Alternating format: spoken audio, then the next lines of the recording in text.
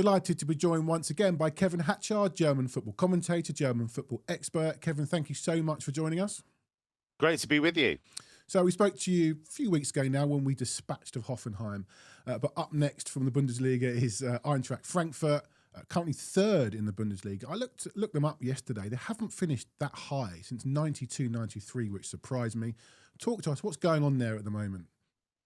Yes, there's been quite a purple patch for Eintracht in the last few years. It started really with Niko Kovac, who took them away from relegation danger. They had to play a relegation playoff against Nuremberg, nearly went down, but he just about managed to save them. And it's been up and up from then on. They got to the German Cup final in 2017, lost to Dortmund, got there again in 2018 and beat Bayern.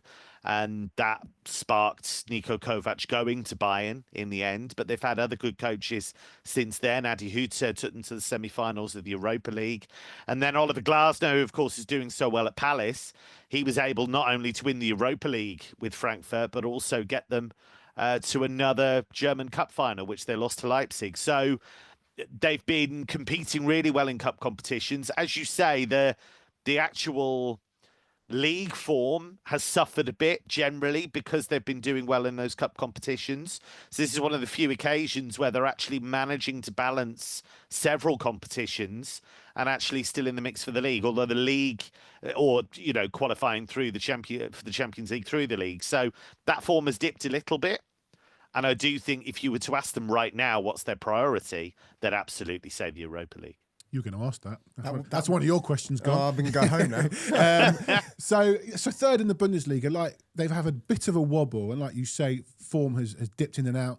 Is it a strong Eintracht, or is it a weaker Bundesliga, or is it a bit of both? No, I think if you look at the last few years of the Bundesliga, the big change has been Leverkusen made that leap out the pack and were able to win it last year. That surprised everyone, I think, including Leverkusen, quite frankly. But I think it's a mix of two things. I think Dortmund have taken a big step back this season, but I think that's been coming for a while. RB Leipzig have done the same.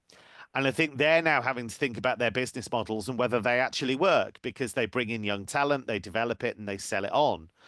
Actually, what both of those clubs have been getting wrong, I think, is their kind of mid-range recruitment. Yeah. So not necessarily the kids coming in, but actually the more experienced guys they've brought in to help them. I think that's where they've been falling a bit short. But if you look, Union Berlin have qualified for the Champions League. Freiburg have come close a couple of times. So there have been a lot of teams coming out the pack to do this. And Frankfurt should be challenging, really, for a Champions League spot, because they've made a lot of money out of their cup success, out of those Champions League games that they've played when they qualified for the competition by winning the Europa League. I think if you look at their recruitment under Markus Krösche, who's the sporting director, for me, he's the best in the business, certainly in Germany, in terms of putting together an overall plan, identifying the right guys, the right profiles, guys they can develop. Got a great coach as well in Dino Topmüller. I speak to a lot of people about him in German football circles, and he's very highly regarded, really bright guy. So they're a club that is moving in the right direction, and they should be. Do you think they've underachieved? I know, yes, you've talked about Europa League finals and semi-finals and German Cups, but in the league, have they actually underachieved? Is that something that's seen in Germany? I think there's been a cost of those deep cup runs, as I say. I think you look at certainly Adi Hütter, for example, when they were pushing for that Europa League under him and they got to the semis and they only lost on penalties to Chelsea. That was the one where the final was in Baku. I actually went to that final, Arsenal against Chelsea. There were tons of Frankfurt fans who just gambled. They just got flights and hotels just on the proviso that Frankfurt might make it. So the league form definitely suffered there. And it is difficult to challenge on several fronts unless you've got a really stacked squad, and they're getting there, but they're not quite there yet. What kind of side are they now then compared to the one that won it a couple of seasons ago? That was against Rangers in the final, wasn't it? Yeah, that's right. Yeah, that's right. And we saw scenes, didn't we, of what they're like when they play at home and their fans. But what's the actual team like in comparison to that side?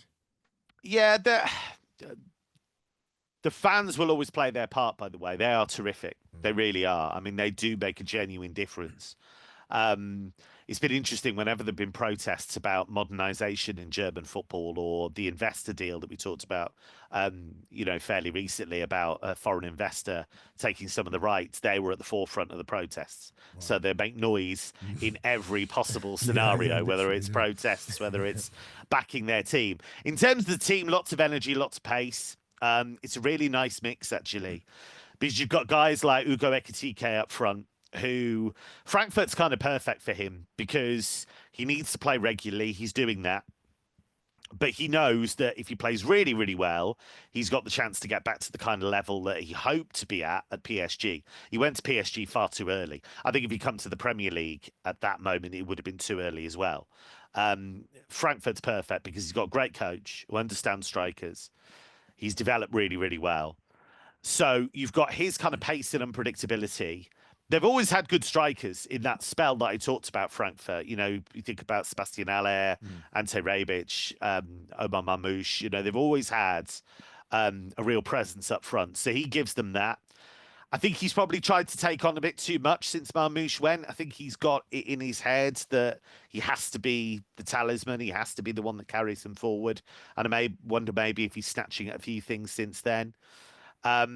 But you've got him in midfield. They've got some really intelligence. Hugo Larsson, young Swedish midfielders, one to watch. He's a really, really good player. Great mentality. But they've got more experienced guys like El Yaskiri, who did really well at Köln. He eats up the ground. They've been playing Tuta, who's a Brazilian centre-back, really, in midfield. I'm not always mad keen on that. I'm not sure it always works. I think he's better as a centre-back, really. I think at times maybe they miss him in that area. But I like the wide players as well. I think they've got real threats out wide. They drive forward from the full-back areas. Rasmus Christensen's been a really good signing, former Leeds player. Again, mentality, real leader. Drives forward whenever he can. Nathaniel Brown's having a good season as well. He came in from Nuremberg. And they've got a guy called Ansgar Knauf, who's super quick out wide. Has had some great games in the Europa League. Scored a brilliant goal against Barcelona once, I seem to remember, in that run where they won the Europa League. So they've got loads of different... I haven't even got to Mario Götze yet. And I think he's the embodiment of what's really interesting to me about this group. Because you've got lots of good kids who are developing, but you've also got some old heads. So he's definitely one of those. And he's changed his game. We knew him as a 10. We knew him as a guy that could, really spark and make things happen. As he's got older, he's got a bit slower. He was never mega quick to begin with, really. And he's gone back and back and back into midfield. But he's still really skillful, really intelligent. So they're quite a nice blend. You mentioned Omar Marmoush. He left mid-season. We've lost a big talisman goal scorer of our own in recent months, recent years. How did the fans react, the club react, but how did they react on the pitch as well? I think the fans knew it was coming. I think they'd hoped to keep him for the rest of this season. But it was really interesting. I did the game where he came out to the fans. He was actually not playing in the game. He was expected to, but then the City negotiations went up a level and it became clear that he was going to go there. And so he was there in his civvies and then came out at the end and kind of clapped the fans. And he had tears in his eyes and the whole stadium applauded him because they recognised what he'd done for them.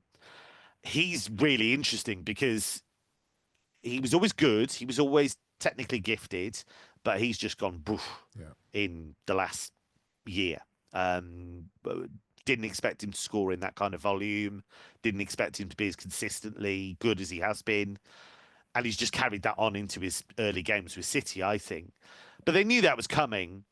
But I think where it's hurt them, well, he got 20 goals in all competitions in the first half of the season. So that's where it's hurt them. But he did everything. He took corners, he took free kicks, he took penalties, he could make goals, he could score goals, he drifted into wide areas. So they really missed that, and any team would. But it doesn't mean they're no longer a dangerous team. Before we come on to Thursday itself, I noticed as well they're a team that don't keep clean sheets, a bit like Tottenham. And in goal, they've got a problem. Kevin Trapp is injured, is that right? And they're playing a Brazilian whose name I can't pronounce and won't try. I'll leave that to you. Cawa Santos. Oh, is that Cawa easy? Santos. It was that easy. It was the Cawa bit I wasn't sure about. Yeah. So So if we start with Trapp has been brilliant for them since he got back there. He spent 3 years at PSG, was a bit up and down, came back to Frankfurt and has been excellent. And he's been the bedrock of a lot of the things they've done recently. But he is picking up a lot of minor injuries, and that's given Caio Santos opportunities. And I know the scout who brought him in effectively to Frankfurt, and he was telling me from the get-go, this Brazilian kid, Caio Santos, is going to be great. And he has such belief in him. Now, he's had a few errors. He had an awful game at home to Mainz where he conceded a ridiculous own goal where there was a back pass that was ballooned towards him, and he was so frightened because it was a back pass, he completely lost his bearings. The ball bounced off the bar, hit him, and went in. And then his brain was scrambled after that. He completely lost the plot, made a couple of more errors, and he ended up losing the game against 10 men. But what I'm impressed with him is every time he has a bad game or every time he makes an error, he comes straight back and shrugs it off, and generally has a good game or good run of games. So he is a drop-off from Trapp, but he's also a very talented young goalkeeper. So how do you think that they'll approach the first leg? Like, let's start with that. Do you think... I haven't seen much of them this season. Will they just try and keep it tight and then knowing that they can do us over back at theirs, or do they come to us and try and go for it from ball one? Don't think they're really a team, and I mean, you mentioned it already with the lack of clean sheets, that they're not a team that goes to places and digs in. And you think of, that's not to say that they haven't got good defenders, they do, but they're just not by nature a very cautious team. They play on the front foot. They like a transitional game. I think they'll enjoy that high line because of the pace they've got in the team. Won't we all? But they do. But I know for a fact that they respect Tottenham. They haven't been sidetracked by the amount of defeats they've had in the Premier League. They're not thinking about that element at all. I know they don't fear Tottenham, but I know there's a healthy respect for the individual quality that there is in that Tottenham team. So it isn't going to be hell for leather, like complete abandon, but equally, I don't think they are going to go there and just shut up shop, because I don't think that plays to their strengths, to be honest. Yeah, we played them a few years ago, didn't we, in the group stage? Oh, yeah. And it was 0-0 there, but it was a very open game at Tottenham. Just before we get your prediction on the tie itself, just quickly about Dino Topmüller, a manager who his first big job really was he assistant at Nagelsmann at Leipzig and Bayern, and he's managed in Luxembourg and Belgium. Interesting journey. You get a lot of those journeys in German football. I mean, we might have our eyes on a new manager. I'm not saying it's going to be him, but what kind of a manager is he, and how does he set the team up? We know you said it's attacking, but obviously there's what's the formation and what can we really expect? Yeah, I mean, with the formation side of it, he's quite fluid and fluid. He's happy to switch depending on the opposition. So sometimes he's played a 4, sometimes he's played a 3. He's happy to mix and match. He's not wedded to one particular shape necessarily. What I've been really impressed with is how he's developed players. And Marmoush is a great example of that. Really good example of that. And this is a guy I think that players really trust, really believe in. He's quite forthright. He will. It was interesting when they were part of that title race earlier in the season, and they were right up there with Bayern and Leverkusen. It was being put to him, "Oh, you're chasing down Bayern," and he went, "Are you joking?" He said, "We're nowhere near like that level, and nor should we be, because we're a young side. We're still developing. We finished in the top 6 last season." He got quite a lot of heat actually last season. I think that's the thing to remember as well. They took a while to kind of really understand what he wanted from them, because they weren't dominating games. They weren't scoring tons of goals necessarily all the time. And so it's been a kind of longer term process, I think. But when I speak to guys who've worked with him, they uniformly talk about, A, what a good guy he is, but probably more importantly, what a great football brain he has. And his dad was a really good coach. Klaus Toppmöller, very close to getting Leverkusen to be European champions. Lost at Hampden Park. That Zidane volley and all that business. Oh, was he in charge of the famous Neverkusen? Yeah, the famous okay. Leverkusen team. So really, really good football background, and he's really taken that on a level. So yeah, he speaks with real authority, and I think he's the perfect coach for where they're at right now. So as I said at the top, this will be a different kettle of fish to Hoffenheim. How do you see the tie going? And is it big for Eintracht that they're at home second leg? Yeah, I think it is. Even though, as I say, I don't think he's going to go there and just dig in. That's not their way. But yeah, you want that huge backing, that vociferous backing in the second leg. And generally, their home form's been very good under Toppmöller. Not uniformly, but generally very good. So I think that is big. I genuinely, sounds a bit of a cop-out, but I genuinely see this as a cigarette paper between them, in the sense that Spurs' individual quality will certainly see them compete, but you guys know way better than me what the weaknesses are, of which there are a fair few. Yeah, well, of course, dominant force, of course. Look, I think there will be lots of goals in it across the two legs. I think it will be really exciting, probably too exciting from your point of view. And I think it could go really deep. I think it could be very, very close between the two of them, because I think there are weaknesses in both teams. It'd be really interesting to see the kind of which personalities take control over the two legs, because the one thing I look at in that Frankfurt team is they've got a fair few leaders. I think Robin Koch, who was at Leeds and was at Freiburg, he's very vocal. Christensen has come in, very vocal. You've got even Larsson, who's a young guy. He's got quite a lot of personality in the way that he plays. Artur Teat's come in and done a really good job, actually rock solid, can play fullback, can play centre-back. He's been really good. So they've, in a tight spot, they've got leaders who can pull some of those younger guys through. So it feels like quite a good, cohesive unit. So I think this is really tough. You can say it. You can say it. You can say it. You can say you think Eintracht are going to sneak through. No, I genuinely don't know. And honestly, if I thought Frankfurt were massive favourites for this, I'd tell you. But I genuinely think this is a really interesting clash where either team could go through. Okay. But I think we'll have goals. I think there'll be twists in the dynamic of the tie. One thing that's really interesting, actually, and one thing to watch for, is the press and the attention that gets paid to Vicario playing out from the back, and just Spurs in build-up in general. My suspicion is Frankfurt might see a weakness there. Yeah, it has been a weakness, yeah. And that will be something they look to exploit. So I would expect lots of high press, lots of energy, trying to force those players in build-up into areas they don't want to go into. Lots of calamity.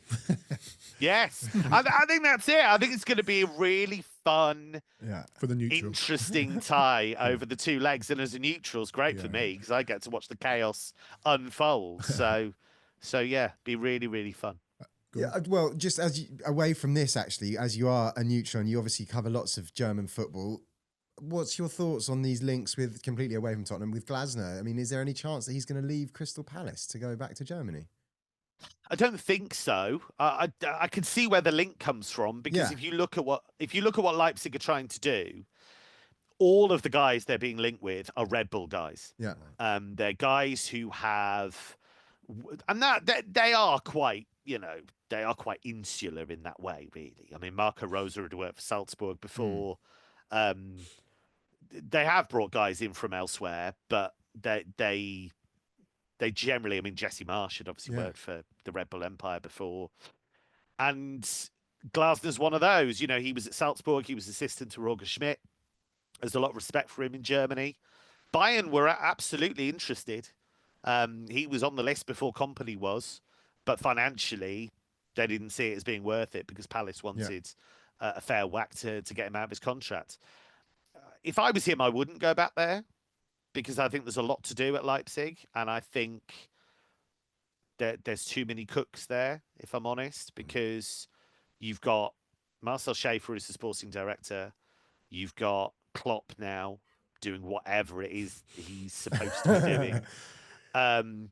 You've got Jean Löw, who's the coach of Leipzig at the moment on a temporary basis, but he goes back to head of soccer development, whatever the hell that is. Wow. And then you've got Oliver Mintzlaff, who's there as well, and Mario Gomez. It's just way too many layers. No. So I wouldn't go back. I think he's done really well with Wolfsburg when he got them into the Champions League. That was against the odds. They've never recovered from him leaving, actually. He did brilliantly with Frankfurt to win the Europa League and get them to a cup final. He's done that. I'd go back for Bayern. Yeah. But I'm not sure I'd go back for Leipzig. So I can see where the link comes from. I think, and this is only a guess, I don't know him. I just know kind of his behaviour in general. I'm not sure he'd like it because he's very vocal when transfer stuff isn't going his way. He was like that at Frankfurt. He was like that at Wolfsburg. He wants to have a measure of input and a measure of control. That was why, funnily enough, as soon as Maxence Lacroix, as soon as we knew they were getting rid of Joachim Andersen, for example, I thought he was going to bring Lacroix in because I knew Lacroix was getting towards the end at Wolfsburg, and he worked so brilliantly with him at Wolfsburg. That was a Glasner signing. That wasn't... He works with a sporting director, of course, but he wants a lot of input, and he wants a lot of... I suppose the indirect question is, could you see him going to Spurs, I guess, is the kind of germ of the idea, right? We had a guy on here last year who played for under Ange, James Holland, who played under Ange at Lask in Vienna. And he mentioned Glasner. He loved Ange, really loved Ange, but he also mentioned Glasner a couple of times, and I'm starting to wonder whether we got the wrong one. Well, in some ways, I mean, they're different in how they interpret the game and how they play the game, and they're different in terms of their character. They have some similarities in the fact that they are ideologues. I mean, Ange more so. Glasner has a certain way he wants to play. In terms of the shape of it, in terms of generally wants to push everything through the middle at pace. That's the idea, really. There is width, of course, but generally wants to have that kind of force through the middle of the pitch. They're both quite fiery. I mean, Glasner's a funny one, right? Because Glasner. He seems really quiet. And you mentioned him talking that I want this player and I want that player. He seems like a guy who just gets on with it. Yeah, but he's kind of... He's a funny little fella because he never puts on any weight, and I think the reason for that is that it burns it all off with nervous energy because he's just so intense. Like you speak to him and very, like you say, very calm, very measured, nice guy. I've spoken to people at Palace who really, really like him and really appreciate the way that he handles the players and all of that stuff. But don't cross him. Absolutely don't cross him because he'll quite happily scream and shout. I mean, look at him in the technical area. He screams, he shouts. He's wired the whole time. And when Wolfsburg didn't back him up in the transfer market, he just went out in public and just. That's the issue. That genuinely is the issue because when Wolfsburg didn't back him, he went out in the press and he went, I asked for this, and this, and didn't get any of it. And the reason he left Frankfurt was because it got to the point where they were on completely different pages about recruitment, about what he wanted and how he wanted it done and which specific players, and they just all got sick of each other, and that was it. So by the time he left, by the time he had that cup final, we already knew he was going. It had been announced quite a long time before that he was going. That doesn't happen very often. So, yeah, I think he's a brilliant coach. He's a good guy. He's really smart. But for Spurs, I think it would take quite a significant change of attitude in terms of recruitment, to be honest, for it to work. Okay, Kev, listen, that's been fascinating. Genuinely loved having you on last time and again, and we'll speak to you again probably next season when we're in the Champions League, having won the Europa League, and we get drawn against Bayern or Dortmund or Leverkusen. That's when we'll talk to you. More likely, or maybe not Dortmund. True. All right, maybe not in Europe. It'll be a pre-season friendly against Bayern. All right, Kev, thank you so much for your insight. It's been really, really great to talk to you again. Pleasure. Cheers. Thanks, Kev.